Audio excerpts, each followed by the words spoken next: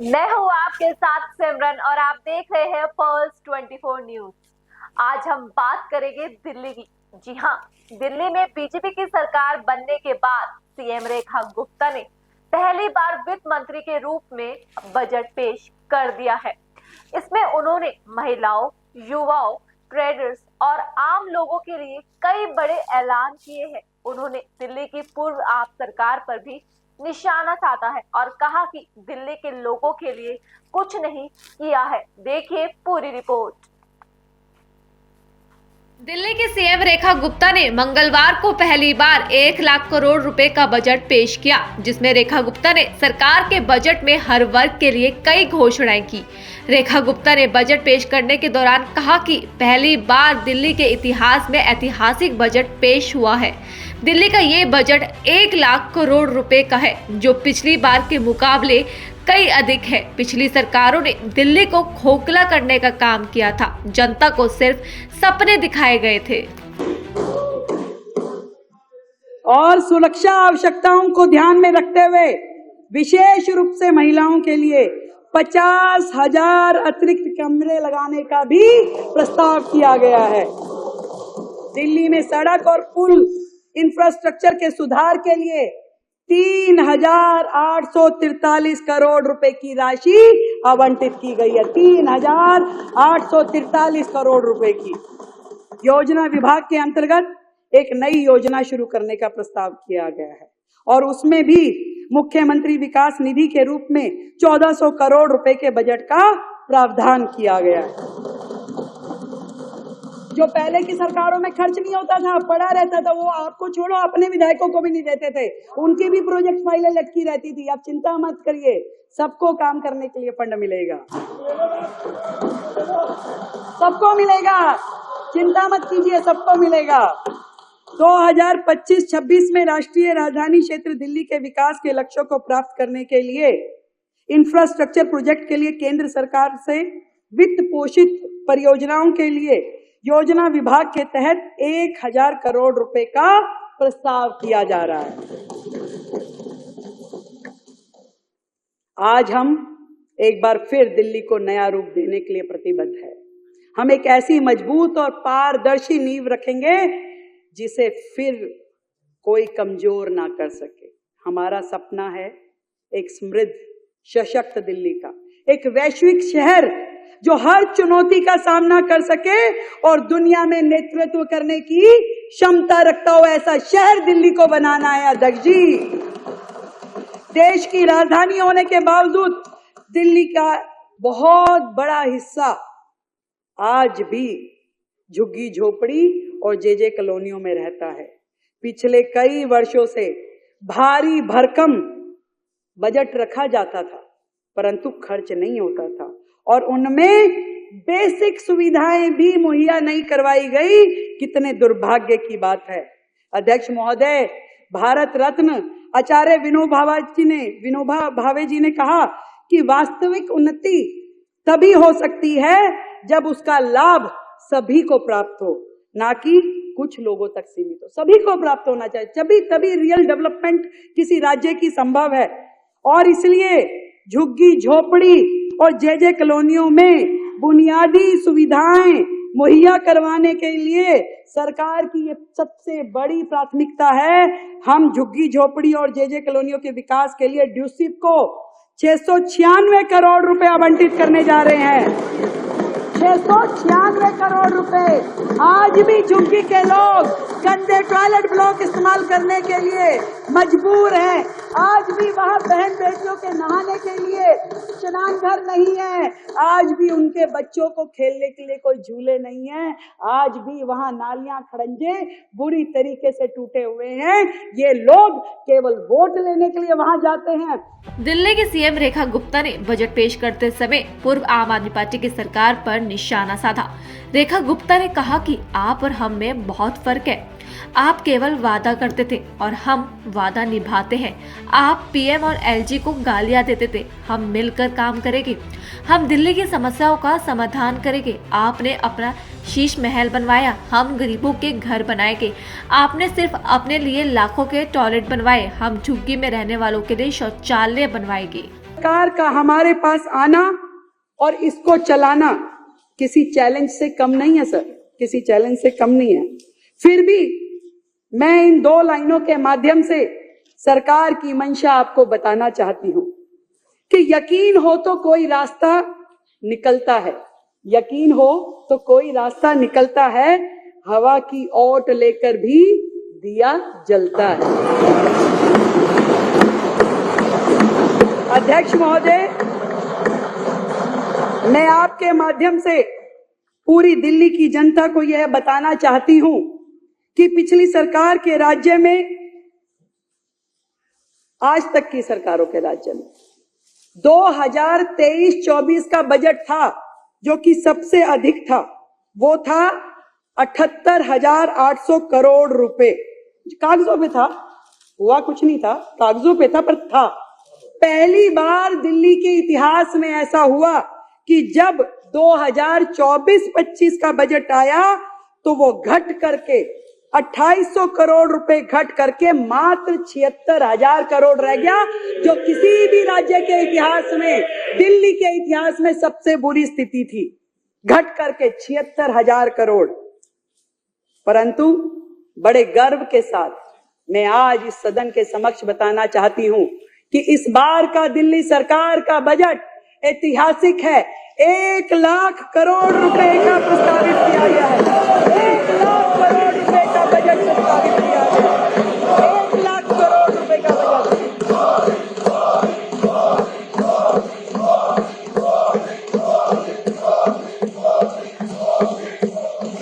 क्योंकि न केवल दिल्ली के इतिहास में बल्कि देश में इतनी तरक्की करने वाला, जो कि 31.5% अधिक है, पिछले साल की तुलना में अभूतपूर्व और ऐतिहासिक बजट है।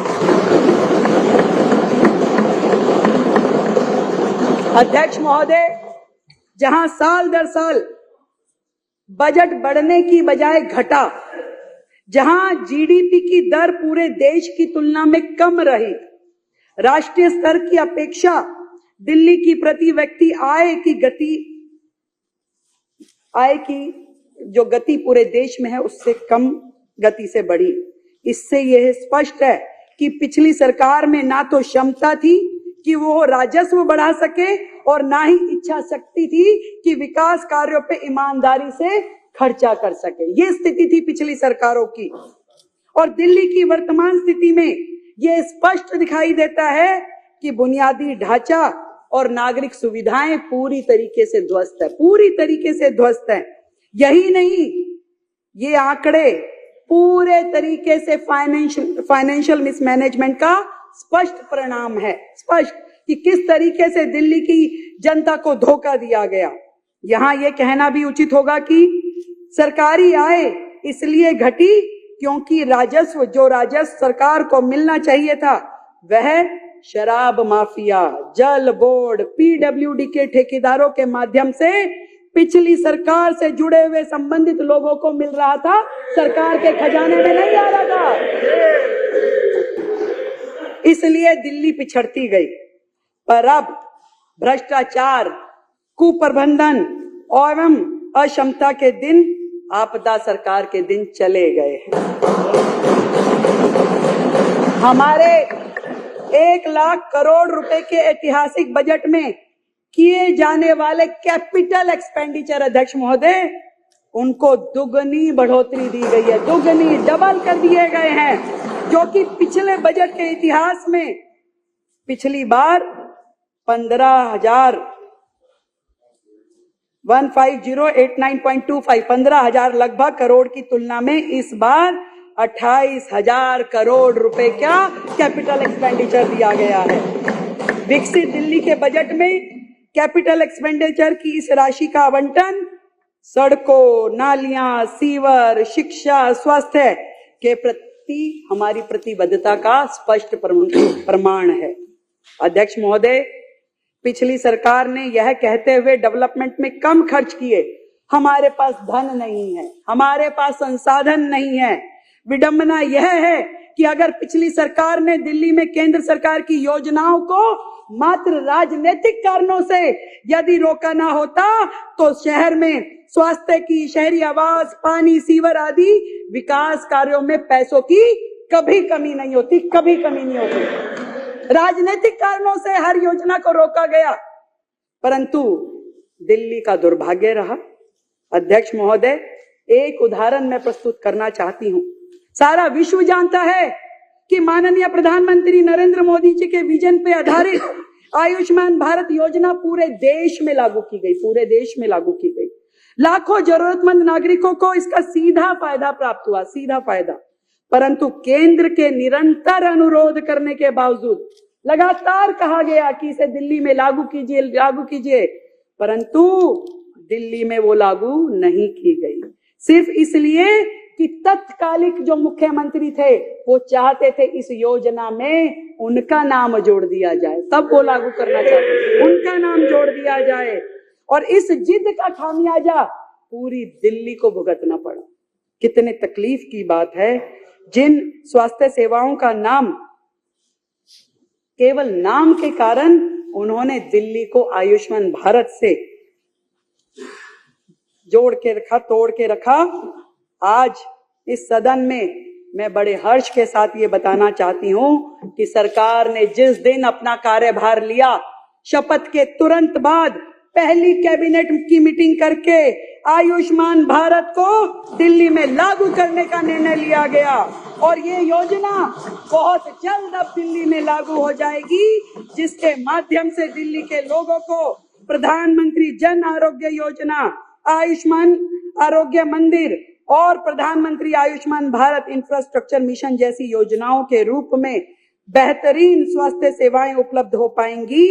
हमारी सरकार ने किया अध्यक्ष महोदय, और ये निर्णय भी लिया कि प्रधानमंत्री जन आरोग्य योजना में केंद्र के द्वारा दिए जा रहे 5 लाख रुपए के इंश्योरेंस के साथ साथ दिल्ली सरकार उसमें टॉप अप करके और 5 लाख रुपए का अतिरिक्त इंश्योरेंस दिल्ली के लोगों को देगी। और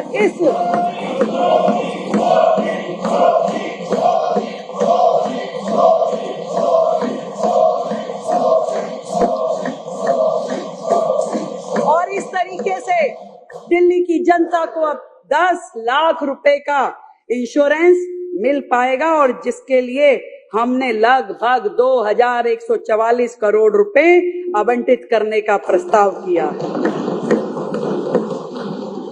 अध्यक्ष महोदय, हमने अपने घोषणा पत्र में दिल्ली के प्रत्येक नागरिक के जीवन को बेहतर बनाने के आशय से 16 संकल्प घोषित किए थे, और महिलाओं का सशक्तिकरण माननीय प्रधानमंत्री नरेंद्र मोदी जी के एजेंडा में पहला स्थान रखता है, हमेशा से पहला स्थान रखता है। वही एकमात्र व्यक्ति थे जिन्होंने जब 2014 में सरकार बनी तो लाल किले की दीवार पे वहां खड़े होकर के, जो लोगों के ध्यान में भी नहीं थी समस्या, पूरा का पूरा देश जिस ओपन डेफिकेशन से गुजर रहा था, प्रधानमंत्री जी ने महिला शौचालयों की बात करी और पूरे देश में शौचालय बनाए गए। प्रधानमंत्री जी के इस विजन के साथ, इसी के अनुरूप हमने घोषणा की थी कि दिल्ली की गरीब महिलाओं को प्रति माह 2500 रुपए उपलब्ध कराए जाएंगे। और मुझे ये बताते हुए अत्यंत खुशी है कि न केवल इस योजना को महिला समृद्धि योजना के तौर पे लागू करने का फैसला 2025-26 में इसके हेड में हमने 5100 करोड़ रुपए का प्रस्तावित प्रावधान किया है, और साथ ही मातृत्व वंदना परियोजना के अंतर्गत, जिसमें 21,000 रुपए गर्भवती महिलाओं को और 6 पोषण किट दी जाएगी, उसमें 210 करोड़ रुपए का प्रावधान किया है। पिछली सरकारों के विपरीत हमारी सरकार की नीतियां गरीबों को गरीब बनाए रखने और मध्यम वर्ग को बदहाल करने वाली नहीं होगी। सर्वे भवन्तु सुखिना, सर्वे सन्तु निरामया, ये भारतीय दर्शन के प्रेरित होकर हमारी सरकार झुग्गी बस्तियों में, अनारक्षित कॉलोनियों में, मध्यम वर्ग, उच्च वर्ग के इलाकों में रहने वाले दिल्ली वासियों की सुख सुविधा और स्वास्थ्य की समुचित व्यवस्थाएं करेगी। अध्यक्ष महोदय, जैसा कि मैंने पहले कहा है, पिछली सरकार के फाइनेंशियल मिसमैनेजमेंट की वजह से पिछले साल के बजट में निर्धारित खर्च की प्रतिबद्धता संसाधनों के अभाव में पूरी नहीं की जा सकी। अतः चालू वित्त वर्ष में आय और राजस्व की स्थिति को देखते हुए वित्त वर्ष 2024-25 के संशोधित बजट के अनुमानों को घटा करके 69,500 करोड़ करने का प्रस्ताव है। इस प्रस्तावित संशोधित बजटीय अनुमानों में 54,706 करोड़ रुपए का आवंटन राजस्व व्यय पर और 14,794 करोड़ रुपए का आवंटन पूंजीगत व्यय के ऊपर किया जाना प्रस्तावित है। 2024-25 के अनुमोदित बजट अनुमानों के में स्थापना और अन्य व्यय के लिए 37,000 करोड़ का प्रावधान किया गया है। संशोधित अनुमानों में इसे घटा करके 36,650 करोड़ रुपए कर दिया गया है। इसी प्रकार योजनाओं, कार्यक्रमों, परियोजनाओं के लिए अनुमोदित 39,000 करोड़ के संशोधित अनुमानों को घटाकर 32,850 करोड़ रुपए किया गया है। महोदय, 2024-25 के दौरान संशोधित अनुमानों में 163 करोड़ रुपए की द्वितीय और अंतिम पूरक अनुदानों की मांग की आवश्यकता होगी। इसलिए पूरक अनुदानों की मांग के अनुमोदन हेतु सदन में मैं अनुरोध करती हूँ। मैं सम्मानित सदन के समक्ष अगले वित्तीय वर्ष का अनुमान प्रस्तुत करती हूँ। मुझे फिर से ये घोषित करते हुए अत्यंत प्रसन्नता हो रही है कि इस वर्ष प्रस्तावित बजट अनुमान बढ़कर 1 लाख करोड़ रुपए का हुआ है और ये वृद्धि माननीय प्रधानमंत्री नरेंद्र मोदी जी के विजन के साथ उनके नेतृत्व में ही संभव हो पाई है। ये बात कहने में आज इस हाउस के माध्यम से मुझे गर्व की अनुभूति हो रही है। वर्ष 2025-26 के प्रस्तावित 1 लाख करोड़ रुपए के बजट की वित्तीय आपूर्ति 68,700 करोड़ रुपए के टैक्स रेवेन्यू से। आप ये मत सोचिए ये पूरा टैक्स रेवेन्यू एक बहुत बड़ा हिस्सा जिसे हम खुद जनरेट करेंगे। टैक्स रेवेन्यू से 750 करोड़ रुपए के नॉन टैक्स रेवेन्यू, 15,000 करोड़ रुपए लघु ऋण से, 1,000 करोड़ रुपए केंद्रीय सड़क निधि से और 4,128 करोड़ रुपए केंद्र पोषित योजनाओं से, 7,348 करोड़ रुपए भारत सरकार के द्वारा सहायता अनुदान से और बाकी राशि ओपनिंग बैलेंस से पूरा किया जाएगा। और इस पूरे के पूरे बजट में 1 लाख करोड़ में 72% जो है वो राजस्व व्यय है, कैपिटल एक्सपेंडिचर है और 28% पूंजीगत व्यय है। ये मैं आपको बताना चाहती हूँ। अध्यक्ष महोदय, इस बजट में हमारी सरकार ने 10 मुख्य बिंदुओं को, फोकस एरिया जिसे हम कहें, 10 फोकस एरिया को मैंने लिया है। पहला, इंफ्रास्ट्रक्चर डेवलपमेंट, क्योंकि हम सब जानते हैं कि पूरी तरीके से दिल्ली को इस प्रकार से हमारे हाथों में सौंपा गया है जहां इंफ्रास्ट्रक्चर है ही नहीं। तो पहला हेड जिसमें बुनियादी सुविधाओं, पानी, बिजली और सड़क का विकास, इसे हमने लिया है। हमारा लक्ष्य है कि इस बजट से इंफ्रास्ट्रक्चर पे केवल बातें नहीं और एक मजबूत नींव दिल्ली में डाली जाएगी जिसमें स्मार्ट इंफ्रा, स्मूथ रोड्स और सीमलेस कनेक्टिविटी, अब यही होगी दिल्ली की पहचान। अब दिल्ली केवल सिर्फ ट्रैफिक जाम के कारण चर्चा में नहीं रहेगी, बुलेट स्पीड डेवलपमेंट भी इसकी हकीकत होगी। ऐसा बजट हम प्रस्तुत कर रहे हैं। एक समय दिल्ली के मालिक दिल्ली को लंदन बनाने का सपना दिल्ली वासियों को, मैंने बीच बीच में आकर के कुछ बोल जाते हैं। अभी कई दिनों बाद आए, फिर कुछ बोल के गए, बताऊंगी बाद में। दिल्ली को लंदन बनाने का सपना दिल्ली वासियों को उन्होंने बेचा, लेकिन टूटी सड़कें, ट्रैफिक जाम, इनकम्प्लीट प्रोजेक्ट ने इस महानगर को एक अराजक राजधानी बना दिया। विज्ञापन सरकारों ने इंफ्रास्ट्रक्चर के नाम पे केवल पोस्टर चिपकाए। जितना खर्चा योजना में नहीं होता था उससे ज्यादा पब्लिसिटी एक्सपेंस होता था, उतना होर्डिंगों में खर्च होता था, उससे ज्यादा। मैं ऐसी अनेक योजनाएं आपको बता सकती हूँ कि योजना के मद में कुछ नहीं था पर होर्डिंग का पूरा खर्चा था, अखबारों में पूरी ऐड थी, देश भर में थी। ऐसी सरकार जिसने धरातल पे विकास को ठप कर दिया।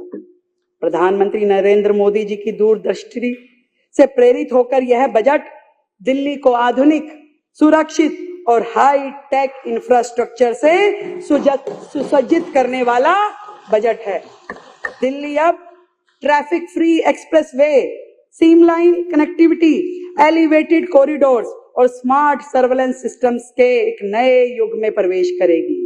यह बजट मात्र संख्याओं का जोड़ घटाव नहीं है बल्कि विकास का संकल्प पत्र है जो दिल्ली को ग्लोबल इंफ्रास्ट्रक्चर हब की दिशा में एक ऐतिहासिक कदम बढ़ाने वाला है। ये बजट वो है। प्रधानमंत्री जी कहते हैं we must invest in infrastructure today for better tomorrow. आज बेहतर कल के लिए हमें आज सुदृढ़ आधारभूत ढांचे में निवेश करना चाहिए। प्रधानमंत्री जी कहते हैं, वो कहते हैं कि better infrastructure is about connecting dreams and accelerating progress. यानी बेहतर बुनियादी ढांचे का मतलब है सपनों को जोड़ना और विकास में तेजी लेके आना। प्रधानमंत्री जी के दिखाए हुए इस रास्ते पे चलते हुए मैं अध्यक्ष महोदय आपके माध्यम से इस सदन को सूचित करना चाहती हूं कि सड़क परिवहन राजमार्ग मंत्रालय भारत सरकार के द्वारा और शहरी विकास मंत्रालय के आदि के तहत उपलब्ध धनराशि के माध्यम से इंफ्रास्ट्रक्चर के प्रोजेक्ट को लॉन्च करके केंद्र सरकार के सहयोग से एनसीआर क्षेत्र के साथ दिल्ली की कनेक्टिविटी में सुधार के लिए 1000 करोड़ रुपए आवंटित करने का प्रस्ताव है। दिल्ली का बजट पेश करने के बाद बीजेपी नेताओं की भी प्रतिक्रिया सामने आने लगी है। बीजेपी विधायक कैलाश गहलोत ने कहा कि अलग अलग विभागों में जहां जितने पैसे की आवश्यकता है उतना आवंटन किया गया है। वहीं शिखा रॉय, मंत्री कपिल मिश्रा ने भी अपनी प्रतिक्रिया दी। जी बिल्कुल, और 1 लाख करोड़ का जो आउटले है वो पहली बार दिल्ली के इतिहास में है। तो सभी को बहुत बहुत बधाई, दिल्ली वासियों को, पूरी सरकार को, सीएम मैडम को, और जितने अलग अलग डिपार्टमेंट्स हैं जहां जितना पैसे की आवश्यकता है उतना एलोकेशन किया गया है। तो I think it is a well thought budget और हर डिपार्टमेंट को, हर सेगमेंट को, हर जो भी इम्पोर्टेंट डिपार्टमेंट उसको ध्यान में रखते हुए इसका एलोकेशन किया गया है। उन्होंने हर डिपार्टमेंट को छुआ है, चाहे फिर वो हेल्थ हो, टूरिज्म हो। यमुना पे काफी फोकस डाला गया है इस बजट में, उसको आप कैसे देखते हैं? वो तो कमिटमेंट है कि यमुना रिवर को साफ करना है और उसका जो पोल्यूशन लेवल है उसको कम करना है। तो बहुत एक प्लानिंग के तहत जो है पूरा बजट। डिपार्टमेंट्स को ऑलमोस्ट हर चीज को ही कवर किया गया है, काफी बढ़ोतरी हुई है पहले के मुकाबले। बिल्कुल 1 लाख करोड़ का बजट है। इससे ज्यादा संपूर्ण बजट नहीं हो सकता, कंप्लीट बजट जिसको कहते हैं कि हर वर्ग, हर बात, हर फ्रंट, हर मुद्दे, हर इशू को इसमें टैकल किया गया है और बहुत विचार करके, सूक्ष्मता से, गहराई से चीजों को देख करके जो चीजें होने वाली हैं उनको आगे मॉनिटरिंग के लिए भी जो है सिस्टम क्रिएट किए गए हैं। मुझे लगता है यही गुड गवर्नेंस का मॉडल है, यही गुड गवर्नेंस का बजट है। पहले के मुकाबले काफी बढ़ोतरी है जो पहली सरकार ने बजट दिया था। देखिए, ऐतिहासिक बजट है, 1 लाख करोड़ रुपए का। इतनी बड़ी बढ़ोतरी कभी भी दिल्ली के इतिहास में देखने को नहीं मिली है। और इसमें और भी ज्यादा खास बात यह है कि इसमें दिल्ली के सीवर लाइनों के लिए, पानी की लाइनों के लिए जल बोर्ड को जो 9000 करोड़ रुपए दिया गया है, सारा सीवर और पानी का सिस्टम ठीक करने के लिए, पीडब्ल्यूडी को जो फंड दिया गया है, पुल बनाने के लिए, फ्लाईओवर बनाने के लिए, सड़कें बनाने के लिए, जो फ्लड डिपार्टमेंट को नालों की सफाई का पैसा दिया गया, ये इंफ्रास्ट्रक्चर पर जो फोकस किया गया है दिल्ली में, ये फोकस कई सालों से मिसिंग था। दिल्ली का इंफ्रास्ट्रक्चर पूरी तरह से ठप हो गया था। कमजोर वर्गों के लिए भी घोषणाएं हैं, महिलाओं के लिए भी हैं, व्यापारियों के लिए भी हैं, यहाँ तक कि गिग वर्कर जो कर्मचारी काम करते हैं अलग अलग ऑनलाइन प्लेटफॉर्म्स के लिए, उनके लिए भी वेलफेयर बोर्ड बनाने की घोषणा की गई है। दिल्ली की ब्रांडिंग के लिए अलग से फंड लाया गया है। ऐतिहासिक बजट है और मुख्यमंत्री जी जब महिला के हाथ में इकोनॉमी आती है तो वो कितनी शानदार और क्या बरकत उसमें होती है, आज के बजट ने साबित किया। बहुत शानदार टूरिज्म मिनिस्टर होने के नाते, कला संस्कृति मंत्री के नाते और लॉ मिनिस्टर होने के नाते जो बजट इन तीनों विभागों को दिया गया उसके लिए मैं उनका बहुत बहुत आभारी हूँ। दिल्ली आप अध्यक्ष सौरभ भारद्वाज ने पेश हुए दिल्ली के बजट पर कहा कि बीजेपी ने दिल्ली के लोगों से जो वायदे किए हैं वो वादे इस बजट में पूरे होने चाहिए। उनका आवंटन अगर इस बजट में दिखेगा तो इसका मतलब है कि सरकार इस वर्ष उन वादों को पूरा करेगी। देखिए, बहुत साधारण सी चीज है। भारतीय जनता पार्टी ने दिल्ली के लोगों से जो वादे किए हैं वो वादे इस बजट के अंदर पूरे होने चाहिए। उनका आवंटन जो है वो इस बजट में दिखेगा तो इसका मतलब यह है सरकार इस वर्ष उन वादों को पूरा करेगी। वो वादे क्या हैं?